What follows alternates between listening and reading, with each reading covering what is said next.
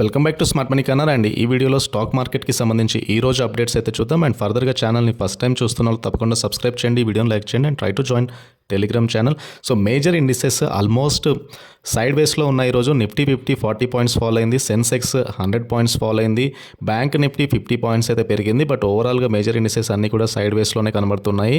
And ఫర్దర్గా ఈరోజు పాజిటివ్గా ట్రేడ్ అయిన ఈ నిఫ్టీ 50 స్టాక్స్ హిండాల్కో 2% గెయిన్ అయింది, కోల్ ఇండియా 1.5% గెయిన్ అయింది, axis bank 1.5%, SBI and Adani ports more than 1% చొప్పున పెరిగాయి. అదానీ పోర్ట్స్కి సంబంధించి అదానీ గ్రూప్కి సంబంధించిన స్టాక్ అదానీ పోర్ట్స్ అండ్ ఈరోజు అయితే గ్రీన్లోనే ట్రేడ్ అవుతూ వస్తుంది.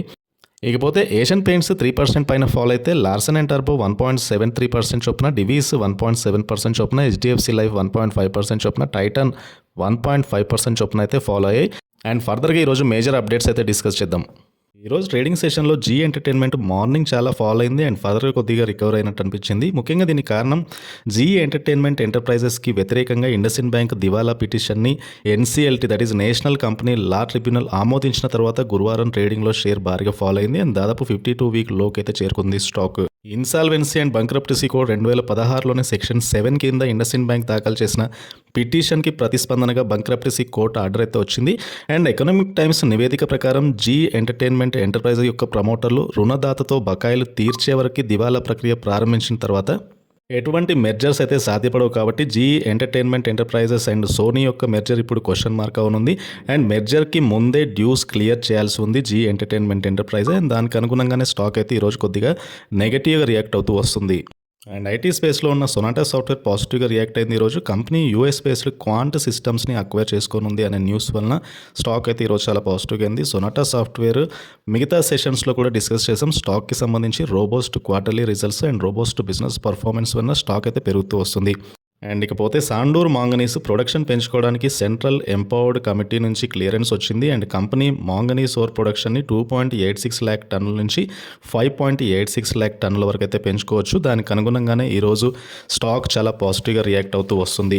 ఇకపోతే లాస్ట్ 3 మంత్స్ నుంచి రేట్కేన్ టెక్నాలజీ షేర్లు దాదాపు 25 నుంచి 30% మధ్యలో పెరిగాయి. RateGain technology company global SaaS solution provider ఇది అండ్ ట్రావెల్ అండ్ హాస్పిటల్ ఇండస్ట్రీలో. And company cloud based property management company అయిన హోటల్ కీతో ఒప్పందం కుదుర్చుకున్న తర్వాత షేర్స్ అయితే పాజిటివ్గా ట్రేడ్ అయ్యాయి ఈరోజు ట్రేడింగ్ సెషన్లో.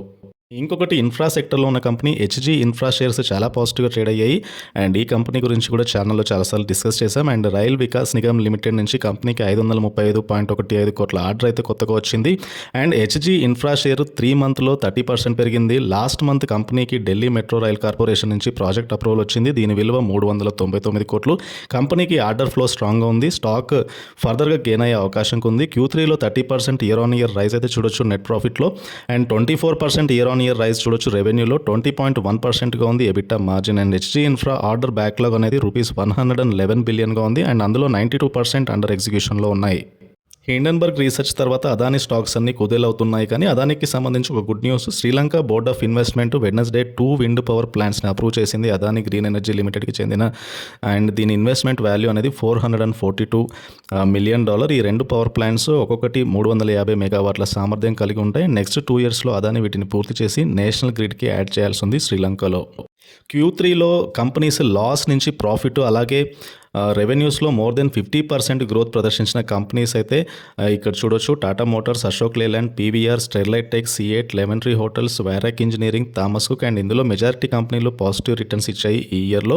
అండ్ ఓవరాల్గా లాస్ట్ ఇయర్ Q3 నుంచి ఈ ఇయర్ Q3కి పాజిటివ్గా టర్న్ అయ్యాయి. అండ్ టర్న్ అరౌండ్ స్టేజెస్లో ఉన్న కంపెనీస్ అండ్ టర్న్ అరౌండ్ స్టేజెస్లో ఉన్న కంపెనీస్ Q-on-Q బేస్ మీద గ్రో అవుతూ ఉంటే స్టాక్ ప్రైజెస్లో కూడా మూమెంట్ వస్తూ ఉంటుంది. కాబట్టి వీటిని షార్ట్ లిస్ట్ చేయడం అండ్ అబ్జర్వ్ చేయడం అనేది చాలా important.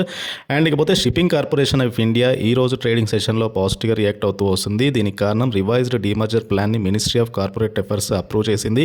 And shipping corporation of ఇండియాతో పాటు NMDC steel, BEML, HLL life care, container corporation of India అదేవిధంగా IDBIలో కూడా గవర్నమెంట్ స్టేక్ డైవర్స్ చేయడం ద్వారా 65,000 కోట్లు సమీకరించాలని చూస్తుంది FY 2024లో.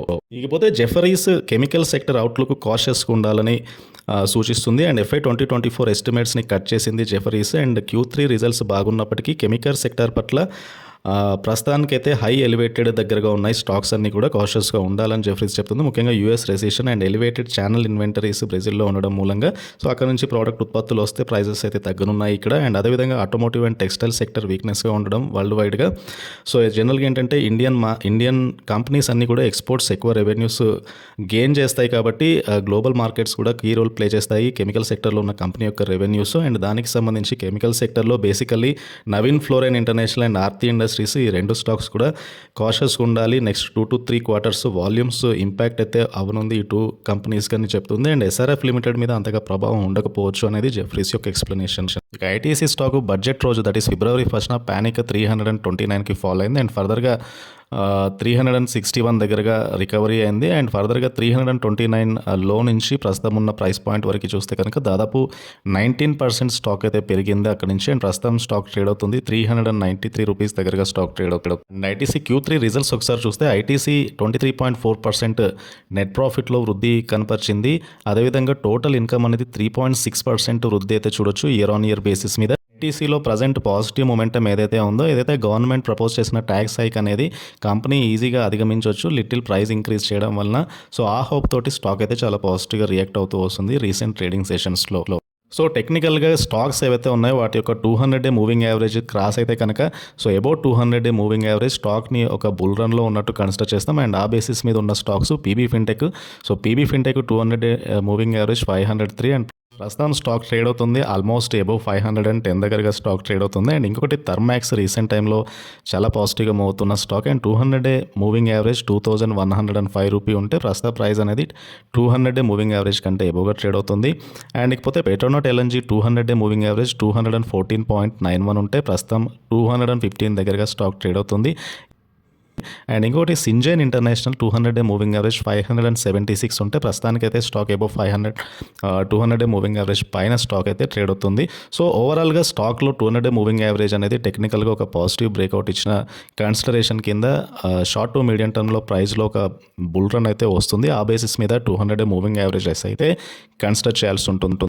అండ్ ఫైనల్లీ ప్రముఖ బ్రోకరేజ్ సంస్థల వ్యూ తీసుకుందాం స్టాక్స్ పట్ల. క్రెడిట్స్ అయితే డెలివరీ స్టాక్కి అవుట్ పర్ఫామ్ రేటింగ్ ఇచ్చింది అండ్ టార్గెట్ ప్రైస్ 500గా ఇచ్చారు. అండ్ కంపెనీ యొక్క స్టెబిలైజేషన్ ఆఫ్ నెట్వర్క్ పారామీటర్స్ అనేవి రికవరీ అవ్వడానికి ఫర్దర్గా కంపెనీకి ఉపయోగపడనున్నాయి. అండ్ ఆ బేసిస్ మీద కంపెనీ యొక్క టార్గెట్ ప్రైస్ ఇంప్రూవ్ చేసినట్టు క్రెడిట్స్ అయితే చెప్తుంది.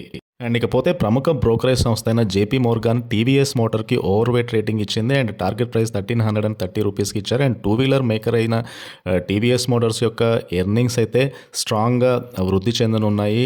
And at the same time పీర్స్తో కంపేర్ చేసినా కూడా ప్రీమియం వాల్యుయేషన్ దగ్గరగా ఉన్నా కూడా గ్రోత్ ఆపర్చునిటీ దృష్ట్యా ప్రీమియం వాల్యుయేషన్ని కంపెనీ జస్టిఫై చేయగలదు. గ్యాస్ ట్రాన్స్మిషన్ టారిఫ్లో గేల్ ఆల్మోస్ట్ 70% హైక్ అయితే ప్రపోజ్ చేసింది. బట్ ఓవరాల్గా బిగ్ టారిఫ్ హైక్ అయితే రానుంది సూన్. సో గేల్ దీనివల్ల బెనిఫిట్ అయ్యే అవకాశం ఉంది కాబట్టి సిఎల్ఎస్ఏ గేల్కి బై రేటింగ్ ఇచ్చింది with target price of 125 rupees. And ఇకపోతే క్రెడిట్స్ 2 డిఫరెంట్ కంపెనీస్కి 2 డిఫరెంట్ వ్యూస్ ఇచ్చింది. జొమాటోకి పాజిటివ్ వ్యూ ఇస్తే ఇంకొకటి నైకాకి నెగిటివ్ వ్యూ ఇచ్చింది. అండ్ ముఖ్యంగా ఇంటర్నెట్ ఎకానమీకి సంబంధించిన స్లో డౌన్ కారణంగా నైకా అనేది ఇబ్బంది పడే అవకాశం ఉంది. బట్ ఈ కామర్స్లో గ్రోత్ కారణంగా జొమాటో లాంటి కంపెనీస్ బెనిఫిట్ అయ్యే అవకాశం ఉంది కాబట్టి సో జొమాటోకి ఒక పాజిటివ్ అవుట్లుక్ అండ్ నైకాకి నెగిటివ్ అవుట్లుక్ అయితే క్రెడిట్స్ ఇచ్చింది.